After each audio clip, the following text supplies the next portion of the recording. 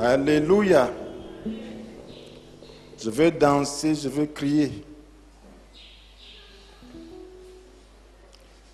Que le Seigneur soit béni. Vous êtes les bienvenus dans la maison du Seigneur. Et le Seigneur voudrait nous bénir lorsque nous venons dans sa maison. Et la bénédiction qu'il nous apporte, c'est à travers sa parole, c'est à travers son Esprit Saint. Il est question de prendre connaissance de tout ce qu'il a déjà fait pour nous. Il est question de comprendre les modalités pour pouvoir bénéficier pleinement de ce qu'il a disposé pour nous. Ce matin, il voudrait nous parler sur l'amour du royaume. Frères et sœurs, le Seigneur veut nous parler du royaume de Dieu, de son amour. Qu'est-ce que le Seigneur veut atteindre comme objectif ce matin? Il veut que nous comprenions que le royaume de Dieu est déjà là en partie. Lorsque nous voyons le monde, est-ce que nous comprenons que le royaume de Dieu est déjà là? Oui, il est là, mais en partie. Lorsque nous parlons du royaume de Dieu, il n'est pas question seulement d'attendre ce moment où le Seigneur viendra nous chercher. Nous avons besoin de savoir que le royaume du monde est aussi là. Et que la solution à ces influences, c'est l'amour du royaume de Dieu. Le royaume du monde est là. Il y a ses influences. Le royaume de Dieu est là. Et nous sommes dans le royaume de Dieu en tant que chrétiens. Comment donc vaincre ces influences? Vous voyez, frères et sœurs, il y a eu 3 phases dans la tentation de Jésus, tel que décrit dans Matthieu 4. Oui, la dernière phase consistait en quoi? Nous lisons au verset 8 et 9, le diable a dit, et il est dit, le diable le transporta encore sur une très haute montagne. Là, il lui montra tous les royaumes du monde et leur magnificence. Puis il lui dit, tout cela, je te le donnerai si tu te prosternes devant moi pour m'adorer. Est-ce que vous avez déjà imaginé ça? Ce genre de tentation. Le créateur de toutes choses, il est tenté par rapport au royaume du monde.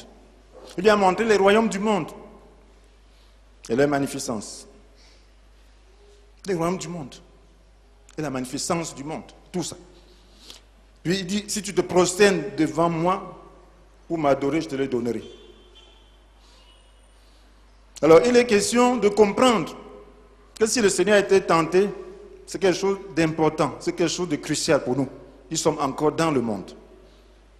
Le Seigneur n'était pas du monde, il appartenait au royaume de Dieu, mais il était en mission sur la terre. Sa mission, c'était de sauver les âmes. Sa mission, c'était de détruire le pouvoir du diable sur les âmes, pour les libérer. Mais il a été tenté, appartenant au royaume de Dieu. Cela veut dire que si nous appartenons au royaume de Dieu et que nous vivons encore dans ce monde, nous serons tentés. Et quel était son but? Lorsque le diable tentait, c'était pour faire quoi? Il a fait cela depuis le jardin d'Éden. Il a tenté les premiers hommes qui avaient succombé. Et son but, c'était quoi? C'était de passer l'homme sous l'autorité du diable. C'était de passer l'homme sous son autorité. C'est ce qui s'est passé. C'était de briser l'influence de Dieu dans la vie de l'homme. C'était de briser la relation et de passer l'homme sous sa propre autorité. Et nous avons besoin de comprendre que c'est Dieu qui règne sur le monde. Et il y a aussi un fait, nous devons aussi reconnaître que le diable a une grande influence sur ce monde, a une grande influence sur les pouvoirs de ce monde. Lorsqu'il n'y a pas de gens qui prient, lorsqu'il n'y a pas de gens fidèles qui prient, son influence est réelle et grande. Le diable domine par la tromperie. Il passe par la tromperie. Et lorsqu'il parvient à tromper les gens, il les met sous son influence. Et lorsque ces gens sont sous son influence, ils constituent ce que la Bible appelle le monde. Lorsqu'on parle du monde dans le sens péjoratif, il est question de ceux-là qui sont sous l'influence du diable, qui sont sous son autorité. Et c'est la raison pour laquelle la Bible nous dit dans 1 Jean chapitre 5 verset 19 que nous savons que nous appartenons à Dieu alors que le monde entier est sous la coupe du diable. Nous, en tant que chrétiens, appartenons à Dieu alors que le monde entier est sous la coupe du diable. Ceux qui n'appartiennent pas à Dieu sont sous la coupe du diable. C'est une réalité. Et nous voyons ce que Jésus disait après son dernier entretien avec ses disciples. Qu'est-ce qu'il a dit? Il a dit ceci: je ne te demande pas de les retirer du monde, mais de les préserver du diable. Ça, c'est Jean 17, verset 15 à 16. Ils n'appartiennent pas au monde, comme moi-même, je ne lui appartiens pas. Il priait pour ses disciples et pour nous aussi, qui sommes ses disciples. Il demandait au Père de ne pas les retirer du monde, de ne pas nous retirer du monde parce que nous sommes en mission, mais de les préserver du diable. Cela veut dire que nous avons besoin d'être préservés du diable. Ils n'appartiennent pas au monde, nous n'appartenons pas au monde. Comme moi-même, je ne lui appartiens pas. Donc, si tu es chrétien, tu dois savoir que tu n'appartiens pas au monde. Mais tu es susceptible d'être tenté, tu es susceptible d'être influencé par le diable. Il vise à soumettre toute chose sous son autorité. Il y a quelque chose de crucial que nous devons comprendre. Lorsque le chrétien ne comprend pas cela, il ne saura pas ce qui se passe. Le but du diable, c'est de régner comme Christ sur toute la terre. C'est de parvenir, si c'était possible, d'amener même toutes les églises, tous les chrétiens sous son influence. C'est ça son but. Le but, c'est d'accomplir sa propre volonté sur les hommes, sur la terre. Et il réussira à un moment donné, lorsque l'Église sera enlevée. C'est là qu'on parle du royaume de l'Antichrist. Pendant ce moment où le diable va s'incarner en un homme pour faire exactement ce qu'il veut pendant un certain temps. Donc, maintenant nous sommes dans le combat. Le livre de l'Apocalypse relate les différentes phases de ce combat et de son règne. Nous vivons maintenant dans un contexte où nous sommes avec le monde. Nous sommes dans le monde, mais n'étant pas du monde. Le monde est là. Et il cherche à nous faire passer de son côté. Donc le diable œuvre pour nous faire passer du côté du monde, donc pour nous soumettre à son autorité. Et nous avons besoin aussi de savoir que pendant que nous vivons dans le monde, nous devons vivre pleinement. Nous devons exploiter le monde pour accomplir la volonté de Dieu. Nous devons exploiter même ce système pour accomplir la volonté de Dieu. Mais comment cela peut-il se faire sans passer de l'autre côté? C'est ça qu'il faut comprendre. Et prenons l'exemple de quelques personnes, plus précisément une personne, et deux, trois, on va dire juste un mot. La soumission à Dieu donne le droit d'utiliser librement ce monde. Lorsqu'on est soumis à Dieu, on peut utiliser librement ce monde. Parce que le diable n'a rien créé de toutes les façons. Lorsqu'on parle du monde, il est question de son organisation, il est question des gens qu'il a soumis sous son influence et qui ont pour but d'accomplir le dessein du diable. Lorsqu'on parle du monde dans ce sens péjoratif, il est question de ce système qui s'oppose à Dieu. Mais Dieu est souverain, il exploite aussi ce système à travers les gens qui lui sont soumis pour faire sa propre volonté. Parce que c'est lui qui est le souverain. Mais il ne peut pas passer directement en action. Il passe par les hommes. Il a créé ce monde pour les hommes. Et c'est à travers les hommes qu'il veut gouverner sur ce monde. Et le diable aussi gouverne à travers les hommes. Donc lorsque le diable parvient à soumettre les hommes à sa volonté, il agit.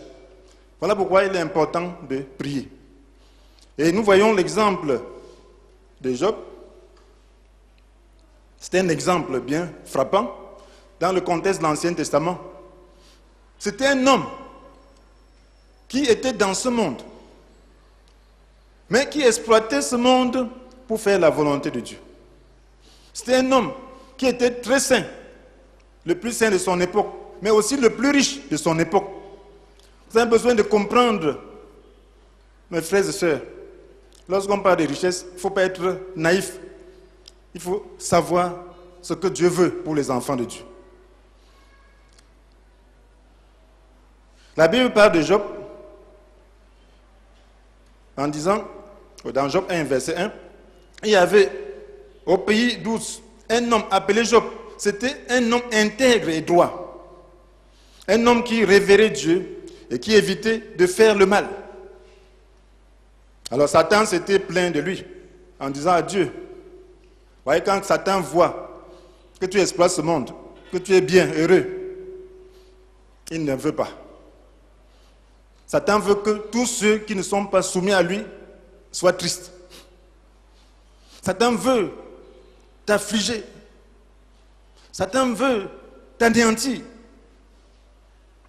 Il n'est pas content lorsque tu fais la volonté de Dieu avec des moyens. Il n'est pas content. Il pleure. Il n'est pas content quand tes choses réussissent. Il pleure. Il cherche comment faire. C'était le cas de Job. Mais Dieu avait fait réussir ses entreprises. Alors comment il s'est plaint? Il dit à Dieu, n'as-tu pas, soit au verset 10, n'as-tu pas élevé comme un rempart de protection autour de lui, autour de sa maison et autour de tous ses biens? Tu as fait réussir ses entreprises. Ses troupeaux se sont multipliés dans le pays. Il dit, mais pourquoi Job ne doit pas t'adorer? Même si c'est n'importe qui à sa place, il va t'adorer. Il est le plus riche. Et puis tu as protégé, je ne peux même pas frapper. Tu as construit un rempart de protection autour de lui-même. Je ne peux pas le toucher. Autour de ses biens, autour des siens, de sa famille. Je peux faire comment? Un type comme ça ne peut que te louer. Le diable cherchait à atteindre Job. Nous comprenons ici, frères et sœurs, que Job était soumis à Dieu. Il était loyal à Dieu. Et lorsqu'on est loyal à Dieu, Dieu peut bénir pour accomplir la mission. Ce ne sont pas les moyens qui sont un problème pour Dieu. Si ces moyens peuvent permettre que sa volonté soit accomplie, il les donnera. Mais si ces moyens vont te faire passer de l'autre côté, il ne le fera pas.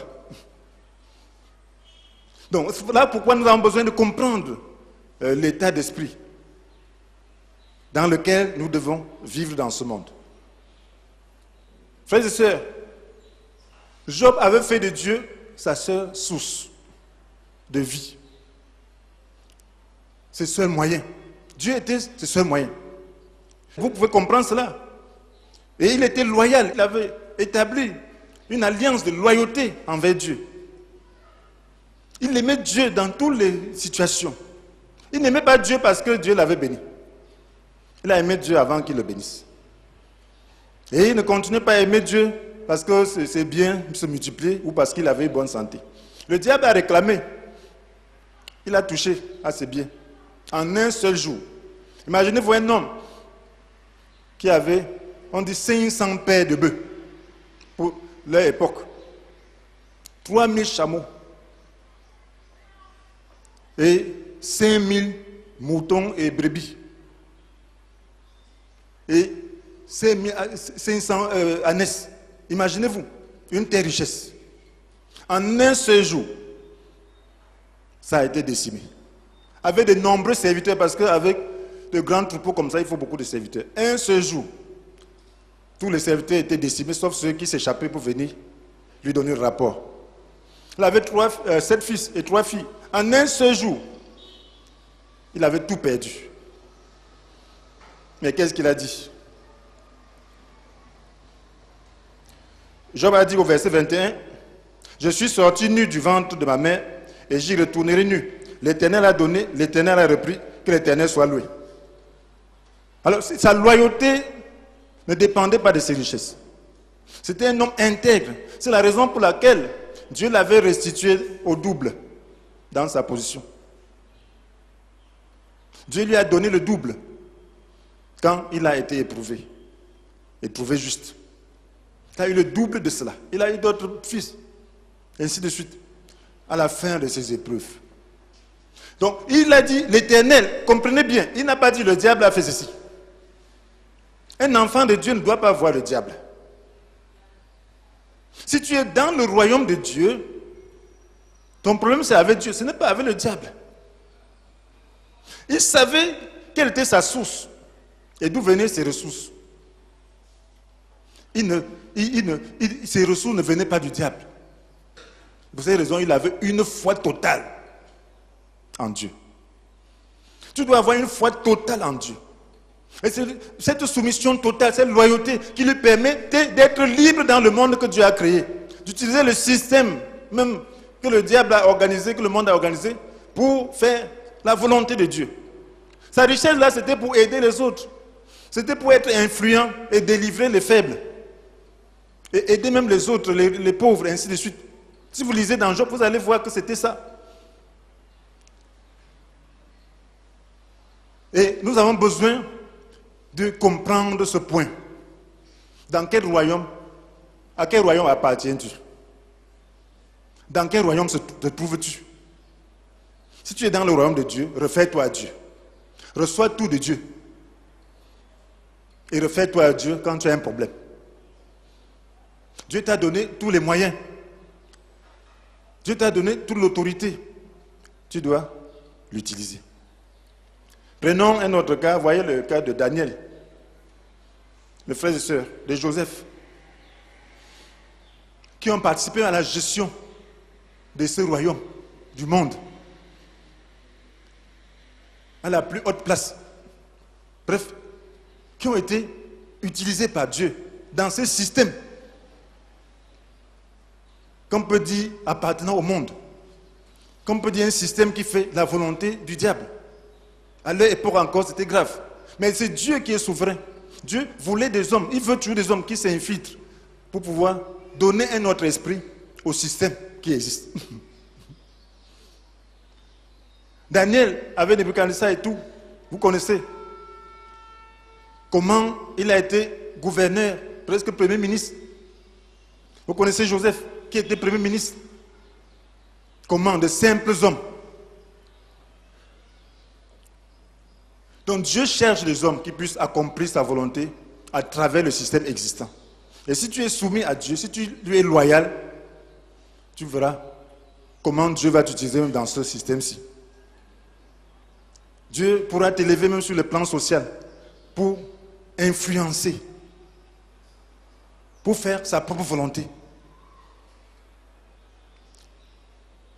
Alors maintenant, comprenons que Jésus a reçu le plein pouvoir sur ce monde. Nous allons connaître souvent ça.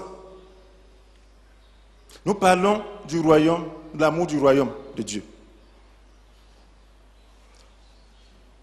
Jésus, après sa résurrection, dit dans Matthieu 28, versets 18 à 19. Alors Jésus s'approcha d'eux et leur parla ainsi. J'ai reçu tout pouvoir dans le ciel et sur la terre. Allez donc dans le monde entier, faites des disciples parmi tous les peuples. Baptisez-les au nom du Père, du Fils et du Saint-Esprit. J'ai reçu tout pouvoir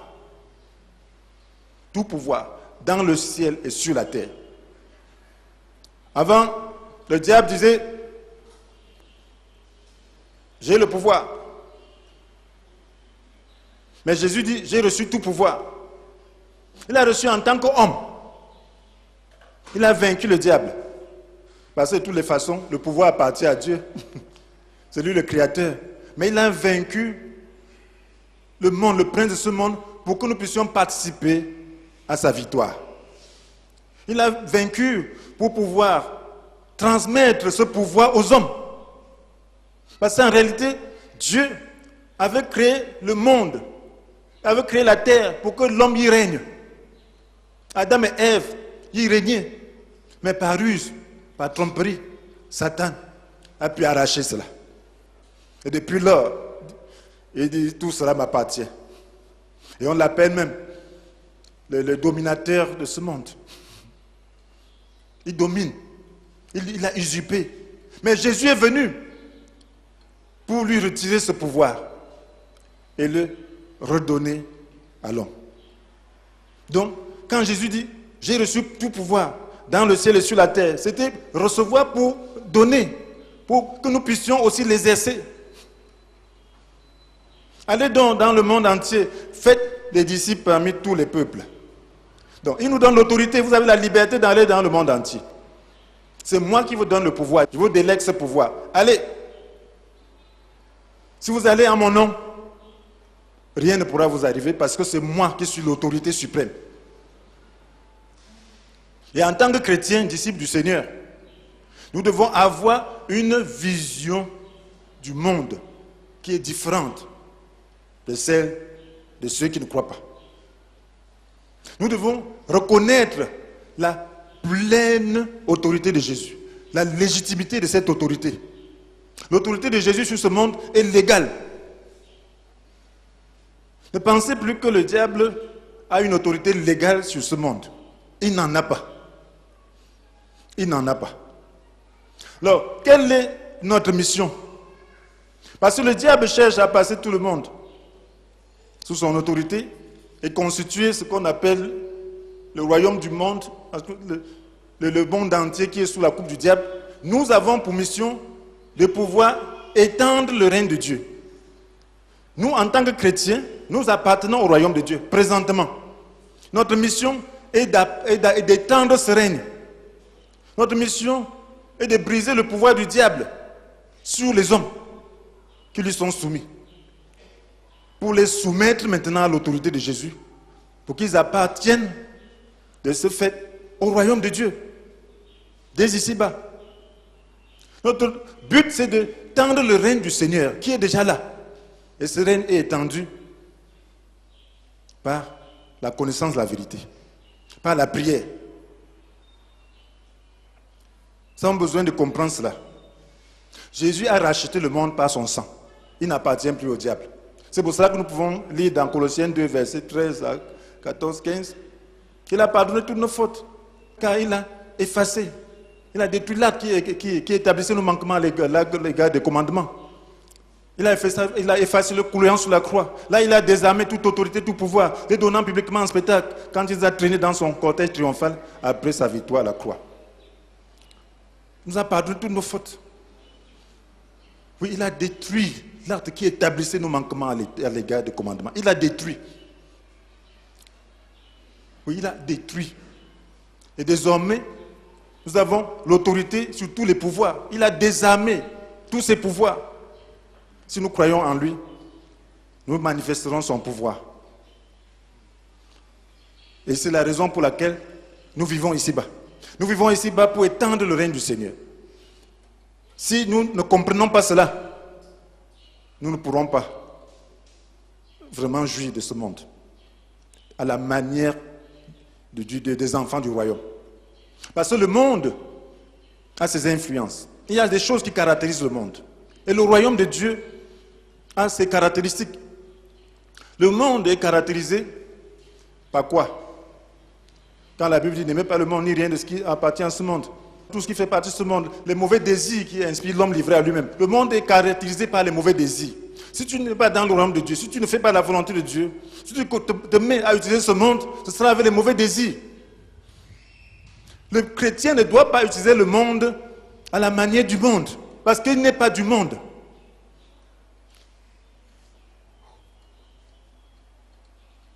Le mauvais désir qui anime l'homme livré à lui-même. La soif de posséder ce qui attire les regards. Dans le royaume du diable, il y a la soif, il y a l'avidité. Et cette avidité, vous allez voir ça dans les gens qui ne croient pas. Ils sont avides. C'est pour cela que les gens peuvent même tuer pour avoir de l'argent. Ils peuvent faire n'importe quoi pour avoir de l'argent. Parce qu'ils sont dans un autre monde où un autre esprit agit. Et l'orgueil qui inspire les biens matériels. Dans ce monde, lorsqu'on a les biens matériels, on n'est pas n'importe qui. C'est pour dire je ne suis pas n'importe qui. Je peux t'acheter, je peux faire ceci, je peux faire cela. C'est ça le monde. Donc, nous vivons dans un contexte où ce monde est là. Nous côtoyons ce monde. Mais qu'est-ce qui caractérise le royaume de Dieu? Vivant dans le royaume de Dieu, qui côtoie le monde. Qu'est-ce qui caractérise le royaume de Dieu? La Bible nous dit dans Romains chapitre 14, verset 7, que le règne de Dieu ne consiste pas à réglementer le manger, le boire, mais par l'Esprit à nous rendre justes. C'est l'Esprit qui gouverne. Romains 14, verset 17, par l'Esprit à nous rendre justes, à nous donner la paix et la joie. Donc si nous appartenons au royaume de Dieu, nous serons régis par l'Esprit de Dieu. Nous serons justes.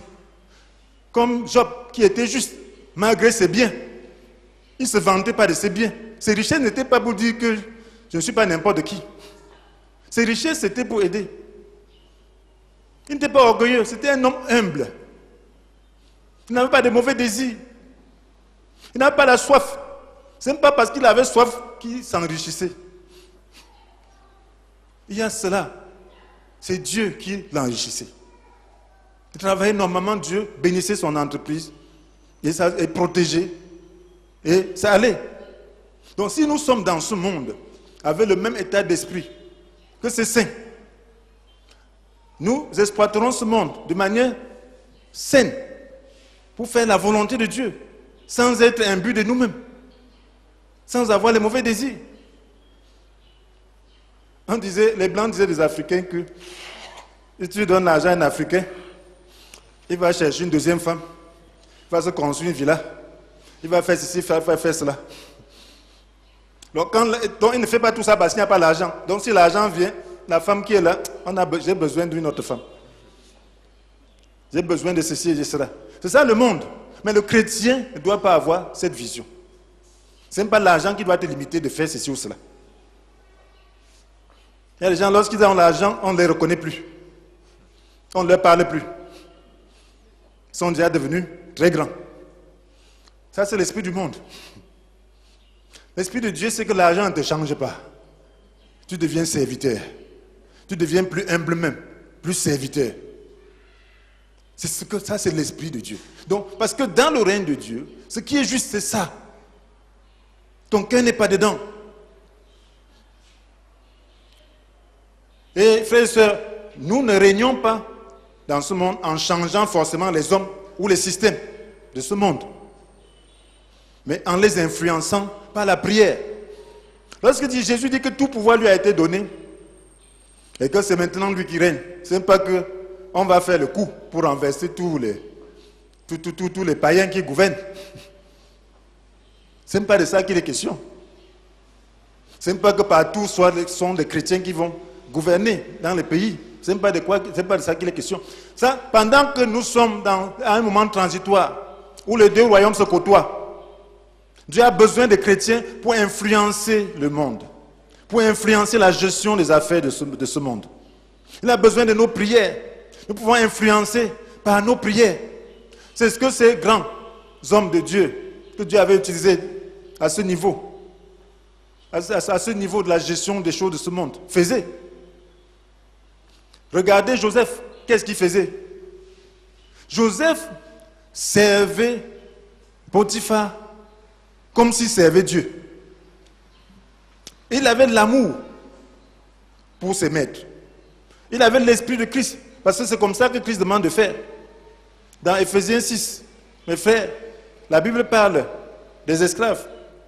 Au verset 5, il dit, vous esclaves, obéissez à vos maîtres terrestres avec crainte et respect, avec droiture de cœur, et cela par égard pour le Christ.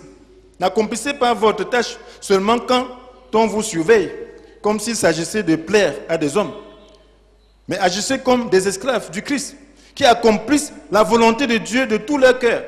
Il avait les prémices de l'Esprit de Christ. Il accomplissait la volonté de Dieu en servant son maître.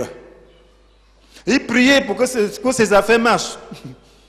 Les affaires marchaient. Voilà pourquoi partout où il posait la main, il avait réussite. Tu peux pas réussir avec un mauvais cœur. Si tu poses une main qui a un mauvais cœur, les choses ne peuvent pas réussir. Tu t'amènes pas de ton cœur. Dans tout ce qu'il faisait, il avait réussite parce que c'était accompagné de prières. Et c'est la raison pour laquelle Dieu l'a élevé En Égypte, vous connaissez l'Égypte de l'époque. Le pharaon n'était pas n'importe qui, c'était un dieu. Mais Dieu l'a mis à côté d'un dieu, d'un petit dieu, pour gérer les affaires, sans qu'il soit influencé par toutes ces pratiques, parce qu'il était dans un autre royaume. Il était en train d'amener le royaume de Dieu à l'Égypte. Sachez que c'est Dieu qui gouverne tout. Et sachez que même ces hommes-là qui sont soumis au diable, ce n'est pas parce qu'ils le veulent. Le diable se présente par eux comme ça, avec les cornes, que je suis le diable. Non, il vient par ruse, les soumettre, les tromper.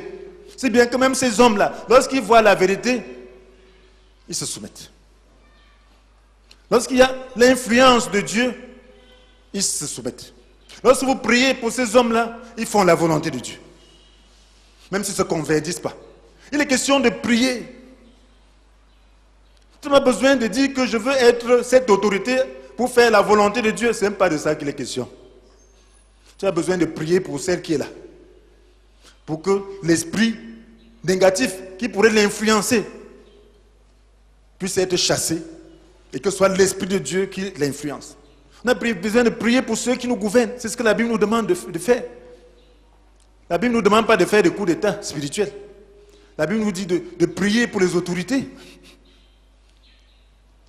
Parce que ces hommes-là peuvent aussi changer. Parce que ces hommes-là peuvent faire la volonté de Dieu sous l'influence de l'esprit. Souvent, ils font la volonté du diable parce que d'autres incantent. D'autres vont faire la divination et pratiquer tout. Et s'ils sont sans protection, s'il n'y a personne pour prier, ils seront à la merci du diable. Et vous savez ce que le diable fait. Il ne fera rien de bon. On a beau se plaindre, mais il ne sera que très content. Vous voyez, Daniel, c'était la même chose. Daniel priait pour le roi. Il priait et il était intègre. Malgré qu'il a été élevé dans le royaume de Nebuchadnezzar, de Babylone, il restait intègre. Et aujourd'hui, Dieu veut faire la même chose. Si tu es soumis à Dieu, si tu veux apporter le royaume de Dieu aux autres, si tu veux étendre le royaume de Dieu, Dieu peut t'élever sur le plan social. Dieu peut t'élever même au plus haut niveau de la gestion de ce monde pour faire sa volonté. Comme les Daniel, comme les Joseph et d'autres, les Zorobabel, tout ça, tout ce monde-là. Donc, vous comprenez bien l'état d'esprit dans lequel nous allons travailler dans ce monde. C'est l'amour. Le diable n'aime pas. Mais nous, avec l'amour, nous appartenons à un autre royaume. Et nous devons donc étendre le règne de Dieu sur le reste des hommes. Nous devons utiliser le pouvoir que le Seigneur nous a donné pour soumettre les puissants des ténèbres. Nous devons utiliser ce pouvoir pour détruire les œuvres des ténèbres dans ce royaume. Nous devons utiliser le pouvoir que Dieu nous a donné pour détruire les influences du diable sur le peuple de Dieu, sur le peuple potentiel de Dieu. Nous devons réclamer les hommes pour le Seigneur, pour le royaume de Dieu. Nous devons dire au diable que tu n'as aucun pouvoir légal sur cette nation, sur ce monde. Et pour ces raisons, nous détruisons ton influence. Il opère par cette manière ou par une autre. Nous devons reconnaître les manières par lesquelles il opère. Il opère à travers différents péchés. Nous devons détruire les puissances qui influencent les hommes à faire le mal. Et détruire les puissances qui influenceraient certaines autorités à faire le mal. Et les soumettre à l'influence de l'esprit. Et c'est Dieu qui se charge du reste. Et prier que les cœurs changent. Et que les gens qui ont le bon cœur puissent être à des bons postes pour pouvoir mieux gérer. C'est comme ça que nous devons prier. Si nous faisons cela avec zèle, si nous voulons amener le reste du monde sous l'autorité du Christ avec zèle, le Seigneur nous donnera tous les moyens nécessaires, tous les moyens dont nous avons besoin. Mais le problème des chrétiens, c'est qu'ils veulent avoir des choses pour vivre à la manière du monde. Non. Non. Si Dieu veut te donner ainsi, refuse. Parce que tu ne veux pas passer de l'autre côté. Parce que si tu passes de l'autre côté, tu perds ton âme. La Bible dit, à quoi sert-il un homme de gagner le monde entier s'il perd son âme? Le sang de Jésus. Le sang de Jésus coûte. Aucune richesse ne peut acheter le sang de Jésus. Rien, même le monde réuni ne peut pas. Donc lorsque tu as Christ, sache que tu as la plus grande richesse. Et si tu as autre chose, sache que c'est pour servir Dieu. C'est pour manifester la volonté de Dieu. C'est pour glorifier Dieu. Il faut qu'on sache que tu appartiens au royaume. Donc Dieu peut mettre quelque chose sur toi pour sa propre fierté, pas pour toi. Dieu était fier de Job. Il dit, regarde, quelqu'un qui a l'argent. Toi, tu es en train de détruire le monde avec l'argent. Regarde, j'ai quelqu'un là qui a l'argent et puis qui reste loyal, qui m'est toujours loyal. Et tu vois? Toi, tu penses que si on a l'argent, on va se détruire. Le diable dit non. C'est normal, tu le protèges. Dieu était fier de Job. Il faut que Dieu soit fier de nous. De voir que nous sommes dans ce monde, mais gardant nos cœurs en lui, étant loyal dans toutes les difficultés qu'on peut connaître. Donc si tu passes par des difficultés, mon frère, ma soeur, ne commence pas à promener le regard inquiet. Ne commence pas à te dire que Dieu ne m'aime pas. Ne commence pas à te dire qu'il y a un problème. Regarde simplement ta relation avec Dieu. Est-ce que tu es soumis à son autorité? Ou tu es passé de l'autre côté? Ou l'ennemi attend seulement que tu sois là pour qu'il te fouette? Tu dois établir ta royauté avec Dieu. Et si tu établis ta royauté avec Dieu, mon frère, tu seras protégé. La protection vient de Dieu. Tu dois croire à la protection. Comprenons les phases du royaume en un mot. Nous sommes dans le royaume de Dieu. Nous côtoyons les deux royaumes. Frères et sœurs, dans Matthieu 24, versets 40 à 41, la Bible nous parle de l'enlèvement. Donc pendant que nous sommes ici, l'Église est là. Nous vivons pour ramener le reste du monde sous l'autorité de Christ.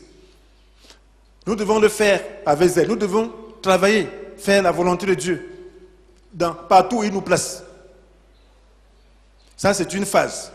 Maintenant, l'autre phase, c'est quoi? Nous pouvons être enlevés. Si la trompette sonnait maintenant, nous serions enlevés. Si nous sommes enlevés, qu'est-ce qui va se passer? Nous serons avec le Seigneur. Dans Matthieu 24, versets 40 et 41, ceci parle de l'enlèvement. La Bible nous dit, alors 2 ouvriers travailleront côte à côte dans un champ. L'un sera amené, l'autre laissé. 2 femmes seront en train de tourner la pierre de meule. L'une sera enlevée, l'autre laissée. Donc, nous devons nous préparer, mes frères et sœurs. Parce que l'enlèvement peut avoir lieu n'importe quand. Voilà pourquoi il est même important de rester dans le royaume de Dieu. Parce que si tu ne restes pas dans le royaume de Dieu, l'enlèvement peut avoir lieu alors que ton cœur est attaché à autre chose. C'est la raison pour laquelle Dieu veut que nous puissions être libres, que nous soyons soumis à son autorité. Parce que si la trompette sonnait maintenant, il y aurait enlèvement. Et quand il y a enlèvement, qu'est-ce qui se passe? 7 ans après, c'est là où le règne du Seigneur vient. Parce qu'après l'enlèvement, le règne de l'Antichrist, le diable séduira donc le monde entier. Ce qu'il est en train de chercher à faire maintenant s'accomplira parce que l'Église serait enlevée.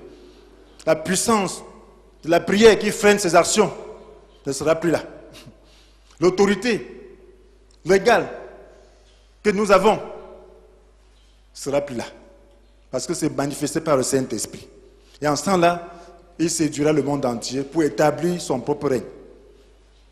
C'est là qu'on parle, quand on parle de la mondialisation, là, c'est pour s'acheminer vers ce règne où un homme gouvernera sur toute la terre, sous l'influence du diable. Alors, 7 ans plus tard, mes frères, c'est là où le Seigneur reviendra, avec ceux qui auront été enlevés. Je crois que nous aussi, si nous sommes enlevés, et ceux qui sont morts en Christ, en tant que vainqueurs, pour régner maintenant sur la terre pendant 1000 ans, en l'absence du diable. Ça, ce sont des enseignements spécialisés. On prend beaucoup de temps pour dire souvent ça. C'est juste des points pour que vous puissiez comprendre un peu de quoi il est question. Dans Apocalypse chapitre 20, nous lisons du verset 1 à 3. Puis je vis un ange descendre du ciel. Il tenait à la main la clé de l'abîme et une grande chaîne. Il se saisit du dragon, de ce serpent ancien qui est le diable et Satan. Il l'enchaîna pour 1000 ans. Il le précipita dans l'abîme qu'il ferma au-dessus de lui, en y mettant des scellés, afin que le dragon ne puisse plus égarer les peuples avant le terme des 1000 ans. Après cela, il doit être relâché pour un peu de temps. Vous voyez, il égarait le peuple. Mais maintenant, il est enchaîné. Pendant ce temps, c'est là où le Seigneur lui-même régnera sur toute la terre. Voilà le royaume. L'amour du royaume, c'est quoi? Cela veut dire que tu dois aimer le royaume de Dieu. Présentement, tu dois aimer étendre son règne. Tu dois aspirer à ce règne millénaire. Tu dois aimer régner ici-bas avec le Christ. Combien de chrétiens aspirent à régner demain? Combien aspirent à être avec le Christ? Parce que souvent c'est un rêve. On parle, c'est comme si les gens ne comprenaient pas. Mais ils veulent régner à la manière du monde. Mais il y a le règne ici, mon frère, où rien ne t'inquiétera. Où tu n'entendras pas un décret qui est en train de destituer. Où tu ne craindras pas la maladie. Où tu ne craindras même pas la mort. Tu es sûr que pendant 1000 ans, la position que tu as là, c'est sûr. C'est là où il y a la vraie gloire, ma frère, c'est parce que tu ne t'inquiètes de rien. Mais combien aspirent à ça? Parce que souvent, ils ne connaissent pas. Frères, nous avons besoin de comprendre cela et aspirer. Si tu aimes cela, alors le monde n'aura pas d'influence sur toi. Quelle soit sa situation, la situation dans laquelle tu te trouves ici, tu dis Seigneur, si c'est ta volonté, il n'y a pas de problème. Donne-moi la grâce de vaincre. J'aspire à ce règne. J'aspire à régner avec toi. Pendant ce temps, tu seras libéré du monde. Et lorsque tu auras quelque chose, ce sera pour la gloire du Seigneur, ce sera pour servir le Seigneur. Frères et sœurs, après ça, après cette phase, il y a une autre phase. Là, c'est un règne sur la terre, en présence du Seigneur, où tout sera restauré. La terre sera libérée de la malédiction. Les choses changeront. L'environnement qui est pollué aujourd'hui sera assaini. Les eaux polluées là seront assainies. La terre reproduira encore comme au départ, où il y avait le jardin d'Éden. Les gens vivront encore longtemps et il n'y aura pas le diable.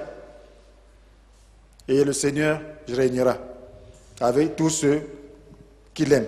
Et maintenant, après ça, après 1000 ans, vous pouvez lire dans Apocalypse 20, après les 1000 ans, le diable sera libéré et il cherchera encore à récupérer sa place. Il cherchera à attaquer le peuple de Dieu, mais c'est là où ce sera fini pour lui. Et lorsque ce sera sa fin, alors c'est là où le royaume éternel de Dieu apparaîtra. Nous lisons ça dans Apocalypse chapitre 21, versets 1 à 4. Ça c'est le royaume même éternel qu'on attend et qui commence dès à présent. Puis je vis, ça c'est Apocalypse 21, puis je vis un ciel nouveau et une terre nouvelle, car le premier ciel et la première terre avaient disparu et la mer n'existait plus. Je vis la ville sainte, la nouvelle Jérusalem, descendre du ciel d'auprès de Dieu, belle comme une mariée qui s'est parée pour son époux. Et j'entendis une forte voix venant du trône qui disait, voici la tente de Dieu avec les hommes. Il habitera avec eux. Ils seront ses peuples et lui, Dieu, avec eux, sera leur Dieu. Il essuiera toute larme de leurs yeux. La mort ne sera plus. Et il n'y aura plus ni deuil, ni plainte, ni souffrance, car ce qui était autrefois a définitivement disparu. Alors, celui qui siège sur le trône déclara, voici, je renouvelle toutes choses. Il ajouta, écrit, que ces paroles sont vraies et entièrement dignes de confiance. Frère, est-ce que tu ne voudrais pas être dans un lieu où il n'y aura plus de souffrance? Est-ce que tu ne voudrais pas vivre éternellement à un endroit où il n'y a plus de plainte, il n'y a plus de mort, il n'y a que la gloire? Voilà ce à quoi Dieu avait destiné l'homme lorsqu'il le créait. Donc, Maintenant, il y a des phases. Nous avons besoin de lutter pendant que nous sommes ici-bas. Nous devons avoir en vue ces royaumes. Nous devons commencer à vivre ce royaume dès à présent. Manifester l'amour, utiliser le pouvoir de Dieu, vaincre le diable. Lui dit, diable, tu ne peux pas me toucher. Parce que la Bible nous a dit, je vous ai donné le pouvoir de marcher sur les serpents, les scorpions et d'écraser toutes les forces de l'ennemi sans que rien ne puisse nous faire du mal. Nous devons avoir cette autorité, cette conviction, cette foi, que nous avons l'autorité d'amener tous les hommes sous le règne du Seigneur. Lorsque vous parlez aux hommes, lorsque vous priez pour ce monde, vous devez le faire avec autorité. Vous ne devez pas avoir peur. Lorsque vous êtes loyaux au Seigneur, vous n'avez pas besoin d'avoir peur. Vous devez exprimer votre loyauté au Seigneur. Vous devez être un vrai soldat qui est engagé pour la vie ou pour la mort. Parce qu'en réalité, on a le casque du salut. On vit pour l'éternité. Lorsque tu crois, c'est la vie éternelle qui commence. Et ce royaume commence dès à présent. Et il faut qu'on commence à le vivre. On doit savoir qu'il y a deux royaumes ici-bas. On doit être dans toutes les sphères de la vie active. Là où Dieu te place. Mais tu es là pour impulser le règne du Seigneur. Tu es là pour servir les hommes. Comme les autres faisaient. Même si tu es un subalterne, sache que tu es en train de servir Dieu à travers les hommes que tu sais. Fais-le de tout ton cœur. Tu pries. Change l'état d'esprit qui se trouve dans ton service. Libère l'amour de Dieu. Afin que les gens puissent être servis comme Dieu le veut. C'est ça, amener le royaume de Dieu partout où tu te trouves. Et si tu le fais, tu verras la gloire du Seigneur dans ta vie. Tu verras que Dieu t'élèvera, tu verras que Dieu ouvrira les portes pour que tu puisses avoir les moyens de pouvoir le servir. Si nous aimons le règne de Dieu, dans ces différentes phases, selon le conseil de Matthieu 6, 33, qui stipule que faites du règne de Dieu et de ce qui est juste à ses yeux votre préoccupation première, et toutes les autres choses vous seront données en plus. Voyez,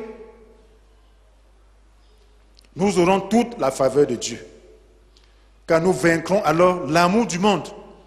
Pour vaincre l'amour du monde, ce n'est que avoir l'amour du royaume. C'est faire du règne de Dieu, ce qui est juste à ses yeux, sa préoccupation première. Frères et sœurs, pour nous résumer, la tentation est réelle. Nous sommes dans le royaume, nous sommes dans le monde, mais n'étant pas du monde. Nous appartenons au royaume de Dieu. Nous appartenons à Christ. Et nous avons pour mission d'amener le reste des hommes à appartenir au royaume de Dieu. Il y a eu des exemples. Cela est possible. Si nous sommes soumis à l'autorité de Dieu, nous avons la pleine conscience de cela. Alors, nous pourrons utiliser ce monde librement pour faire la volonté de Dieu. Dieu nous protégera, il ouvrira des portes. Nos entreprises marcheront comme les entreprises de Job pour faire la volonté de Dieu. Comme Daniel, il y aura certains d'entre nous qui seront élevés sur le plan social pour faire la volonté de Dieu, comme les Joseph. Et nous devons avoir la pleine compréhension du fait que la terre appartient à Christ, parce qu'il a reçu l'autorité suprême sur tout le monde. Et nous devons vivre avec la pleine conscience de cela et exercer cette autorité pour influencer le reste des hommes à se soumettre à l'autorité du Christ. Partout où nous sommes, nous devons changer l'état d'esprit du lieu. Nous devons prier, pas pour changer les hommes, mais pour changer l'esprit des hommes. Pour changer la manière des hommes de faire. Pour détruire les influences des démons sur les hommes. Il y a les influences des forces occultes, de la magie, de la sorcellerie sur les hommes. Imaginez-vous, lorsque vous êtes la tête d'une nation, les gens ont leur propre volonté. Certains qui ont leur volonté sont des exotériques, d'autres sont des sorciers, d'autres sont des magiciens, d'autres vont consulter des forces puissantes pour chercher à vous influencer, à faire leur volonté. Est-ce que vous savez? Certains disent, oh, si j'étais ceci, j'allais faire ci. Mes frères, mes sœurs, vous devez plutôt prier. Et là, si le chrétien ne prie pas, il sera en train de faire autre chose, indépendamment de lui, indépendamment de son cœur. Voilà pourquoi lorsque les choses ne marchent pas, le problème c'est le chrétien. Parce que c'est le chrétien qui a reçu l'autorité de faire marcher les choses. Lorsque tu veux te plaindre, pose-toi la question de savoir, est-ce que tu aimes le serviteur de Dieu? Parce qu'il y a des chrétiens qui haïssent même le serviteur de Dieu. La Bible dit toute autorité vient de Dieu. Tu dois aimer l'autorité de Dieu, quelle qu'elle soit. L'amour, quand tu as maintenant l'amour, tu peux prier positivement. Si tu pries positivement, tu as l'autorité, mon frère, pour faire changer les choses. Si nous voulons que cette nation marche comme Dieu veut, elle marchera. Si nous sommes conscients de l'autorité que Dieu nous a donnée. Si les chrétiens se lèvent, se mettent à prier au lieu de maudire, les choses changeront. Les gens, même les mêmes gens, changeront. Ils auront la révélation, le courage de faire ce qui est bon. Il y a le moment où tu peux faire ce qui est bon, tu n'as pas le courage. C'est ça. Mes frères et sœurs, est-ce que nous pouvons maintenant nous disposer sur l'autel de la croix pour recevoir son feu en vue de manifester son règne dans ce monde? On a besoin du feu. Jésus est venu jeter un feu sur la terre. Tu ne dois pas y aller de main morte. Tu dois détruire les œuvres du diable et impulser les œuvres de Dieu.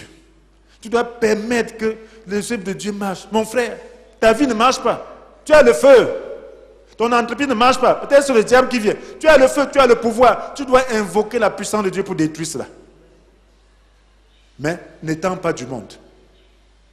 Il faut sortir du monde, à partir du monde, et savoir ce que tu es en train de vouloir faire.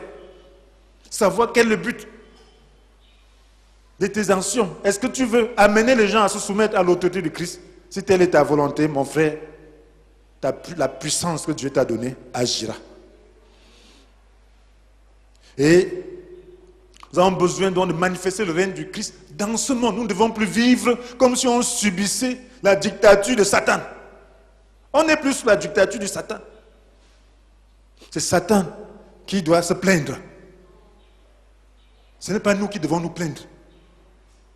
C'est lui qui doit se plaindre. Ce n'est pas nous, mes frères et sœurs. Cesse de te plaindre. Exprime ta loyauté envers Dieu. Donc nous devons commencer à avec le feu pour détruire les mauvaises influences sur les autorités, sur la nation, sur le peuple de Dieu. Ces Camerounais qui sont si beaux, que Dieu a créés et que le diable cherche à détruire, nous devons invoquer le feu pour les délivrer. Pour délivrer, ils sont si intelligents, pour les délivrer, pour qu'ils puissent manifester le règne de Dieu. Imaginez-vous une nation où les gens ont la vraie crainte de Dieu, où les gens servent Dieu, chacun à son niveau. Ce sera terrible. C'est ce que Dieu veut faire avec le Cameroun. Il veut libérer les Camerounais. Il veut changer leur état d'esprit. Il veut leur faire comprendre que le royaume de Dieu est réel dès à présent. Que le royaume de Dieu ne veut pas dire la fainéantise.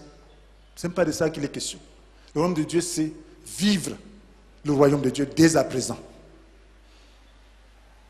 Que le Seigneur vous bénisse.